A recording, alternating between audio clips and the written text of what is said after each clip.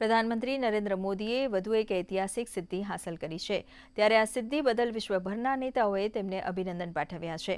રાષ્ટ્રપતિ દ્રૌપદી મુર્મુએ પત્ર લખી પ્રધાનમંત્રી મોદીને શુભેચ્છા પાઠવી છે તો ઉપરાષ્ટ્રપતિ અને કેન્દ્રીય મંત્રીઓએ પણ તેમને શુભકામના પાઠવી છે।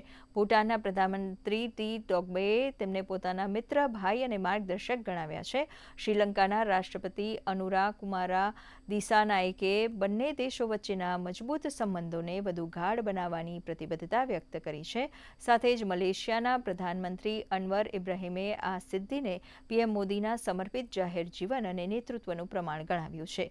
નાઇજીરિયાના રાષ્ટ્રપતિએ પ્રધાનમંત્રી મોદીને આ ઐતિહાસિક સિદ્ધિ બદલ અભિનંદન પાઠવ્યા છે। ઇટાલીના પ્રધાનમંત્રી જોર્જિયા મેલોનીએ પણ તેમને શુભેચ્છા પાઠવી છે।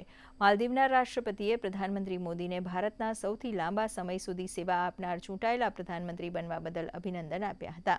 કેન્યાના રાષ્ટ્રપતિએ આ સિદ્ધિને ભારતીય જનતાનો પીએમ મોદીના નેતૃત્વમાં રહેલો વિશ્વાસ અને આત્મવિશ્વાસ ગણાવ્યો હતો। તેમણે કહ્યું કે તમારી સામાન્ય શરૂઆતથી આ સ્થાન સુધીની સફર સમર્પણ અને લોકસેવાનું ઉત્તમ ઉદાહરણ છે।